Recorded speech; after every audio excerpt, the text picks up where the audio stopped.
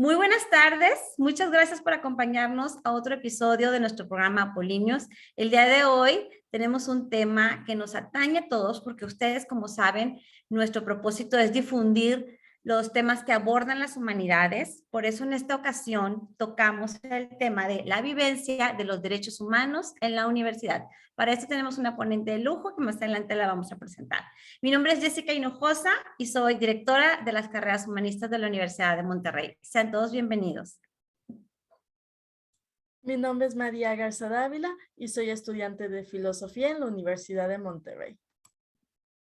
Yo soy Juan Pablo Torres, soy estudiante de Filosofía y Producción Cinematográfica Digital en la UDEM.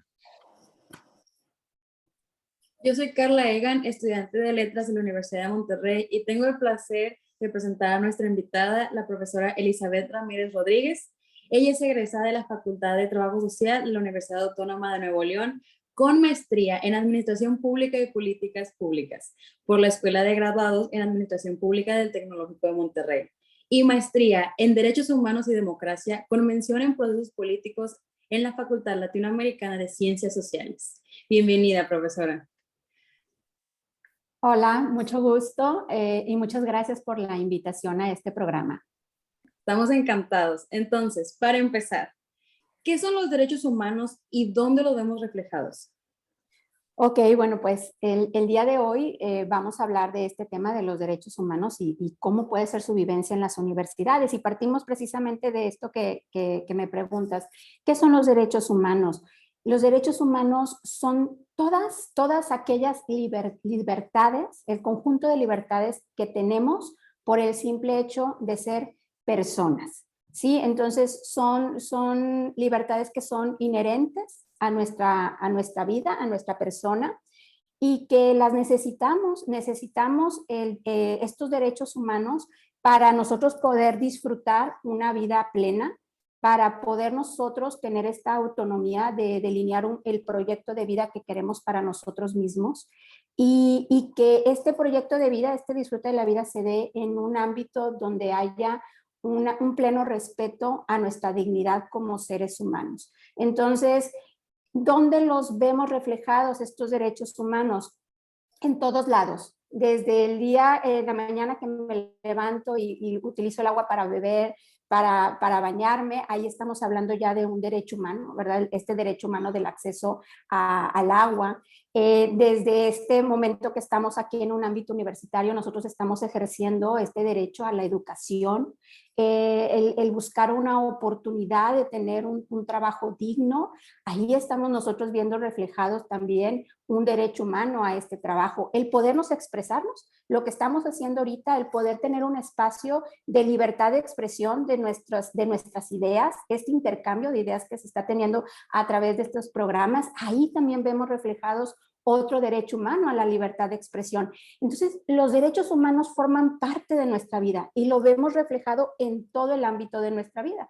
Por eso es importante para que también estos derechos sean respetados y sean garantizados, pues que el Estado establezca una serie de mecanismos que los proteja, una serie de mecanismos y normativas en las que nos hacer valer estos derechos humanos y que además al momento que se establecen estas normativas también genera una obligación por parte de los agentes estatales de que los derechos humanos sean respetados, sean garantizados y sean protegidos, ¿verdad? Entonces, yo creo que así pudiéramos definir qué son los derechos humanos. Algo también importante es que los derechos humanos es una construcción que deviene de luchas sociales, ¿sí? O sea, los derechos humanos están aquí porque ha habido toda una construcción histórica de luchas sociales, de grupos que quizás en su momento fueron minoritarios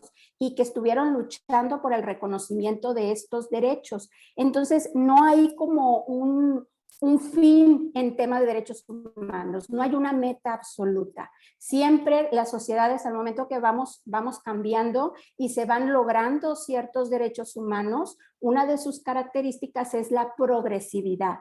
Entonces, al momento que hay un reconocimiento de un derecho humano, Esto implica que los derechos humanos son integrales y están conectados unos con otros. Entonces, la garantía, el llegar a un derecho humano, esto implica, ¿verdad?, que hay otro derecho humano que también se tiene que seguir caminando. Y ahorita nosotros podemos darnos cuenta que hay grupos, aun y cuando hay esta conquista en el tema de los derechos humanos, en su reconocimiento, hay grupos que todavía se requiere y que todavía están en alguna lucha porque se respeten plenamente los derechos humanos. Entonces, yo creo que así lo pudiéramos definir, ¿verdad? Como estas libertades que necesitamos tener las personas para realmente disfrutar la vida que cada quien queremos para nosotros mismos y en plena dignidad de nuestra dignidad humana.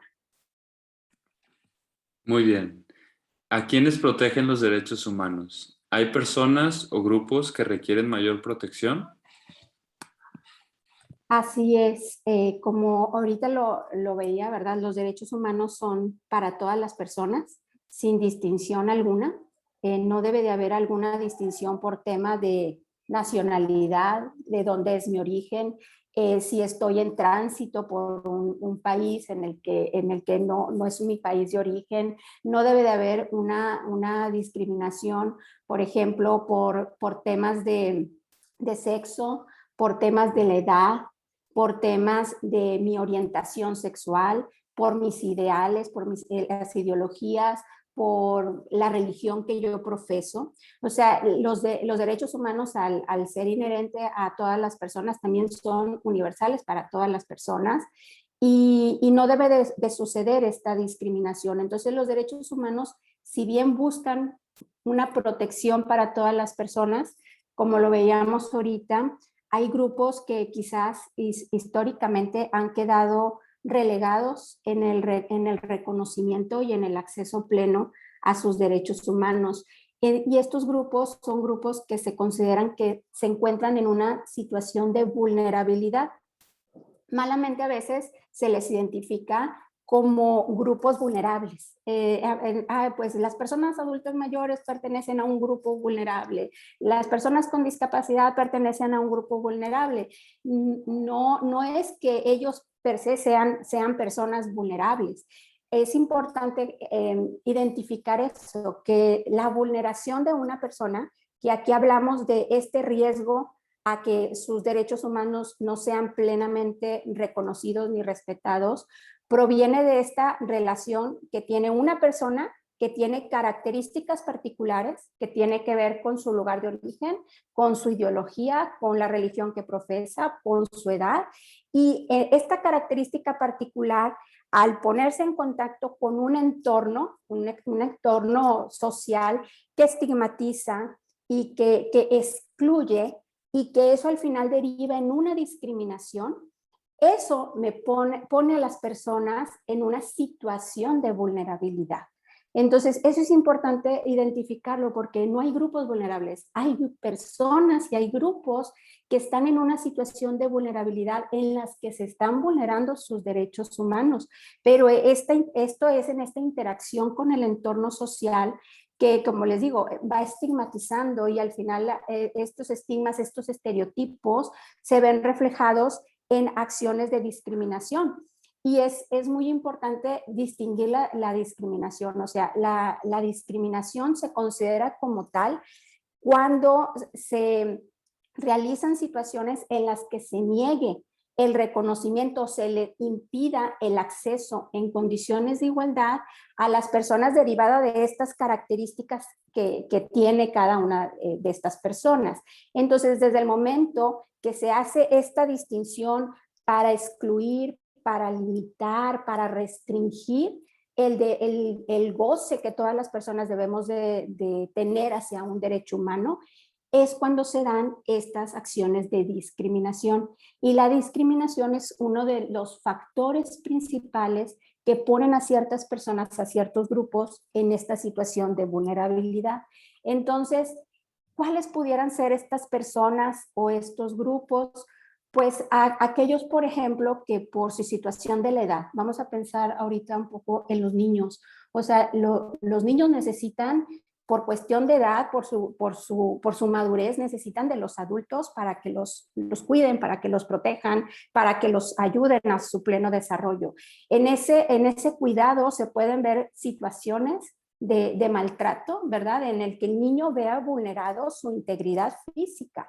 Entonces, pero en este entorno que quizás no protege al niño, en un entorno donde él debería de ser cuidado, que es la familia, eso es, y que la familia no otorgue esos cuidados y ese amor y esa atención, pues entonces ahí el niño se ve en una situación vulnerable por el tema de su edad. Y lo mismo sucede si volteamos a ver, por ejemplo, a las personas adultas mayores, que se ven o se relaciona la edad con un tema también de productividad. Y entonces, ¿qué vemos? Que por su situación también de edad, quizás que se va sumando también con una condición física, pues se ven restringidos, se ven excluidos en temas laborales, se ven situaciones como el abandono familiar. Entonces, ellos están en esta situación de vulnerabilidad por el tema de su edad, tanto, por ejemplo, los niños como las personas adultas mayores. Por eso ambos son considerados como personas en situación de vulnerabilidad. Sucede el mismo caso para las mujeres, que por cuestiones de género quizás no tengas las mismas, por ejemplo, oportunidades laborales y de un salario igualitario por simple y sencillamente un tema de género. En el tema, en el tema por ejemplo, del poder ocupar un puesto de elección popular, pues cómo se ha visto necesario el que se pongan cuotas de género para que realmente pues garantizar que las mujeres lleguen a las tomas de decisiones. Entonces, ¿qué es lo que sucede en esto? O sea, es importante identificar de dónde viene la vulnerabilidad. ¿Quiénes son estas personas que pueden estar en un mayor riesgo? Ahorita hablé por temas de edad, por temas de género. En el mismo tenor del tema de género se puede dar, por ejemplo, por el tema de una orientación sexual, por el expresar o manifestar una orientación sexual diferente, por ejemplo, a la mayoría. Pues también las personas sufren. Acuérdense que una de las fenómenos que más se suscitan es esta discriminación, la discriminación que impida el reconocimiento y el acceso a sus derechos. Entonces, al final las personas no pueden disfrutar y no pueden realizar plenamente sus derechos humanos por un tema de la orientación sexual que yo manifiesto. Y lo mismo puede suceder por mi lugar de origen, por la lengua que hablo. También me puede poner en una situación de vulnerabilidad por la profesión que ejerzo. Ahorita en México, de las personas que son más vulnerables por la profesión que se ejerce son los periodistas. Los periodistas, inclusive los defensores de derechos humanos, están señalados como una de las profesiones que corre mayor riesgo a ser vulnerados en su integridad personal. Entonces, ¿qué es lo que sucede? Pues es importante que si bien hay instrumentos, ¿verdad?, y que protegen los derechos humanos en general, que se haga esta identificación de aquellas personas, aquellos grupos que por estas características, por la profesión que ejercen, se sitúan en una situación de mayor vulnerabilidad, y entonces es necesario que haya mecanismos específicos para proteger a estos grupos. Entonces, si nosotros volteamos a ver un poco en el contexto internacional de los derechos humanos, vemos que hay instrumentos, está la Convención de los Derechos de los niños, de las personas con discapacidad, de las personas adultas mayores. Hay, por ejemplo, mecanismos aquí en nuestro país.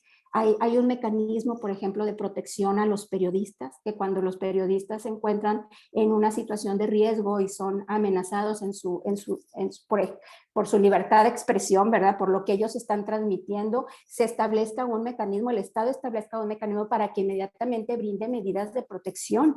Entonces, se hace necesario, si bien los derechos la protección es para todas las personas, sí es importante que identifiquemos, ¿verdad?, que aun y cuando sea para todos, hay estos grupos que por estas características se requiere que haya una protección mayor, ¿verdad?, de estos derechos humanos.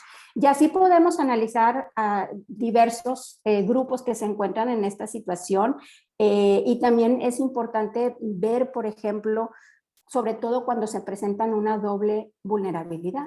Imagínense una niña que ya está en una situación de vulnerabilidad por temas de la edad y tú adhieres que es una persona, una niña indígena, por ejemplo, o una niña que además de ser una niña indígena, es una niña que tiene una discapacidad.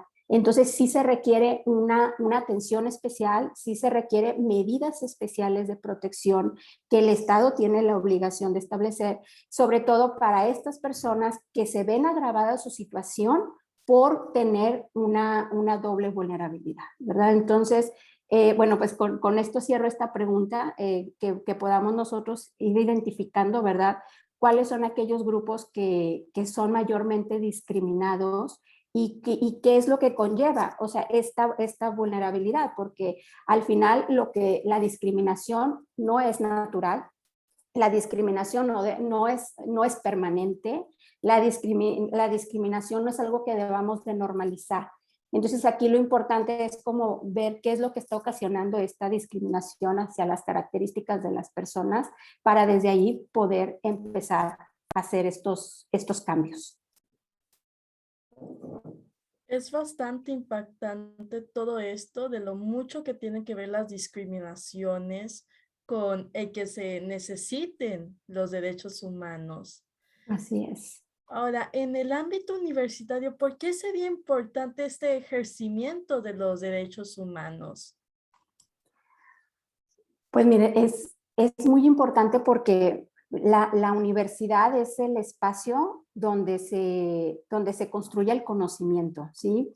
Pero en esta construcción del conocimiento, el centro de ese conocimiento es la persona, ¿sí? Es la persona y es la dignidad de esta persona. Entonces, ahí vemos cómo hay esta relación tan estrecha entre universidad y entre los derechos humanos. Para que se pueda dar la construcción de este conocimiento, tiene que haber, si bien la singularidad de cada uno de nosotros, ¿verdad? Que tenemos como personas, nuestros saberes propios que tenemos y que compartimos con el profesor, la profesora en el aula, también ahí convergen una diversidad cultural, una diversidad de saberes, una diversidad de ideologías, de creencias, ¿verdad? Y se requiere que para poder convivir en esta diversidad, en esta construcción del conocimiento que estamos haciendo, pues haya espacios donde haya respeto, donde haya tolerancia a estas diferencias, donde haya un entendimiento también a estas diferencias. Entonces, creo que ahí es donde derechos humanos y universidad van muy de la mano, porque la razón de ser tanto de los derechos humanos como de la universidad es la persona y su dignidad. Entonces, ahí es donde debe de haber una estrecha relación y algo también muy importante además de esto, que digamos que el mayor abordaje que se había estado realizando de los derechos humanos era desde el ámbito de lo jurídico. ¿Sí? Entonces siempre como que derechos humanos se relacionaba mucho con el tema meramente legal, ¿verdad? A ver cuáles son los derechos, dónde están contemplados y en su defensa, ¿verdad? Cómo se va a defender un derecho en un tribunal, etcétera. Pero no, o sea, los derechos humanos requieren que haya un diálogo entre todas las disciplinas, ¿verdad? Entonces, tan es importante que sepa derechos humanos un abogado, como también es importante que lo sepa un arquitecto que está llevando a cabo quizás una construcción en el que él debe de tener una visión de inclusión y de accesibilidad, por ejemplo, para personas con discapacidad. Entonces, las ciencias sociales, las humanidades, nos permiten ver por qué por ejemplo, por qué se construyen estereotipos o roles de género o por qué deriva la pobreza estructural. O sea, necesitamos que en los derechos humanos haya un diálogo de todas las disciplinas porque se requiere un abordaje holístico, no nada más jurídico. Entonces, eso es algo también muy importante que esto se esté permeando en las universidades porque no es un tema que los derechos humanos se deba ver nada más por parte de los abogados, sino es algo que lo deben de ver los sociólogos, las personas que estudian humanidades, las personas que estudian artes, las personas que estudian diseño, todo, las disciplinas, la verdad es que deberíamos ir caminando a que tuvieran una perspectiva de derechos humanos. Y yo la perspectiva de los derechos humanos lo veo así, es como ponerte el lente de esta perspectiva y poder nosotros evaluar nuestro actuar desde una perspectiva donde nosotros veamos que realmente haya un cumplimiento y un reconocimiento y que las personas realmente tengan acceso a los derechos humanos que ahorita escuchamos, pues que están en todos los ámbitos de nuestra vida, ¿verdad? Entonces, por eso creo que es muy importante que haya una relación entre los derechos humanos y la universidad. Y no nada más de conocimiento, no nada más de saber cuáles son, dónde están reconocidos, cuáles son los instrumentos, sino de una vivencia de los derechos humanos en el ámbito universitario. Gracias, Elizabeth, por todo lo que nos has compartido. La verdad es que ha sido sumamente interesante y pues también muy reflexivo, ¿verdad? Porque es un tema que deberíamos de pues conocer la mayoría de las personas, porque tú misma lo dices, habla de la dignidad humana, pues muchas veces es desconocido. Y bueno, ante esto último que mencionas, ¿verdad? De la vivencia en las universidades, ¿qué podríamos hacer? ¿Qué recomendaciones puedes hacer para que los universitarios o en las universidades, perdón, se dé realmente esa vivencia de los derechos humanos? Sí, yo creo que primeramente partir de lo que ya hacemos. Ya se están haciendo muchas cosas, al menos aquí en la Universidad de Monterrey me ha tocado a mí ver, ¿verdad?, de qué manera, por ejemplo, se están haciendo vida, ¿verdad? Temas como la inclusión, por ejemplo, la inclusión para las personas con discapacidad.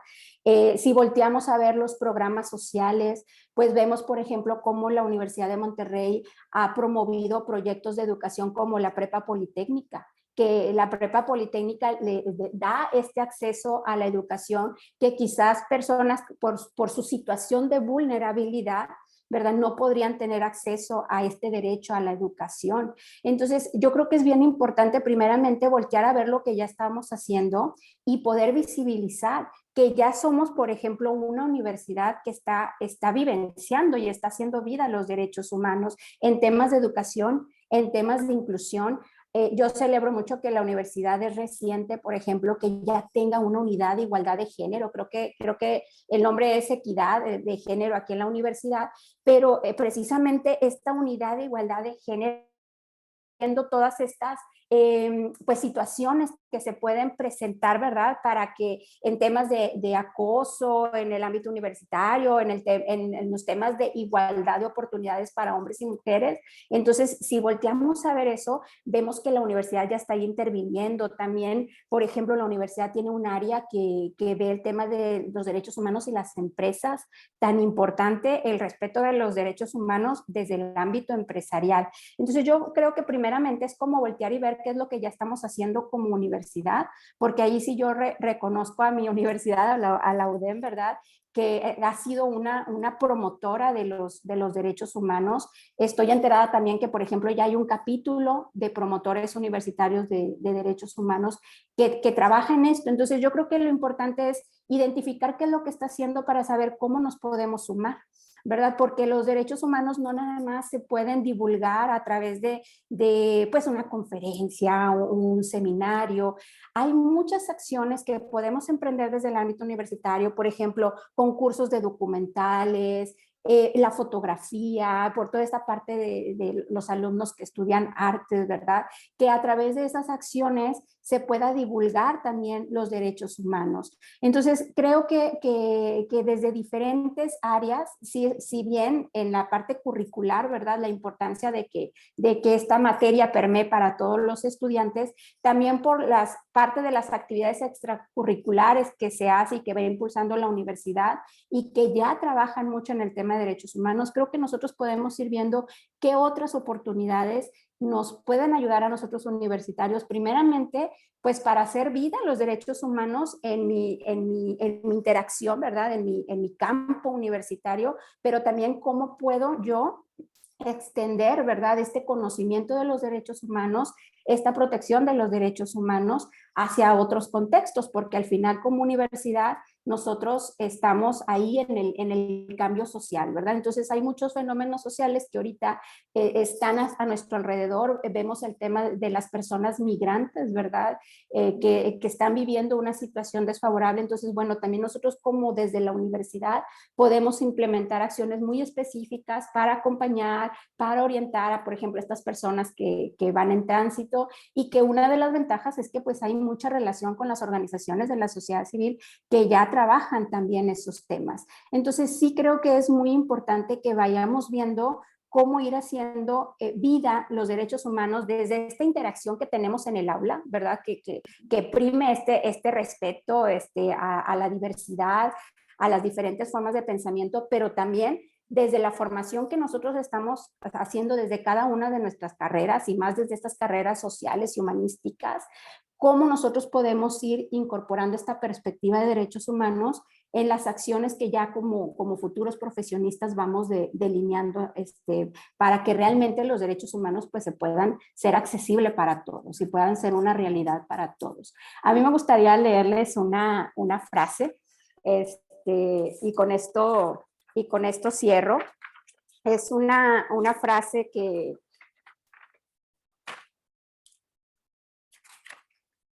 es una frase de Eleanor Roosevelt que dice: en definitiva, ¿dónde empiezan los derechos humanos universales? Pues en lugares pequeños, tan próximos y tan pequeños que no aparecen en los mapas. Y sin embargo, son los lugares que conforman el mundo de la persona, su vecindario, la escuela en que estudia, la fábrica, el huerto o la oficina en que trabaja. Esos son los lugares en los que cada hombre, mujer y niño busca una justicia equitativa, igualdad de oportunidades, dignidad sin discriminación. Si esos derechos no significan nada en esos lugares, tampoco significan nada en ninguna otra parte. Sin una acción decidida de los ciudadanos para defender esos derechos en su entorno cercano, sería inútil buscar progresos en el resto del mundo. Esta frase me gusta mucho porque habla precisamente de esto, ¿verdad? Que nosotros debemos buscar primeramente hacer valer los derechos humanos en nuestro entorno más cercano. Y en estos momentos uno de nuestros entornos más cercanos es esta universidad donde estamos nosotros formándonos y construyendo un aprendizaje. Excelente. Muchas gracias, Elizabeth. Lamentablemente ya se nos acabó el tiempo, pero te agradecemos mucho tu presencia, tus conocimientos y bueno, toda la información que nos proporcionaste el día de hoy. Creo que ha sido muy, muy, muy valioso. No, gracias a ustedes por la invitación. Me quedé con ganas de más tiempo. Sí, lamentablemente cuando los temas están muy interesantes y el tiempo se nos va volando, pero bueno, esperemos en otra ocasión. Claro, invitarte, ¿verdad? Para que sigas pues compartiendo el conocimiento y pues a su vez que lo podamos ir extendiendo, porque pues esta es la finalidad del programa, ¿verdad? El difundir los temas en los cuales todos como seres humanos pues estamos involucrados.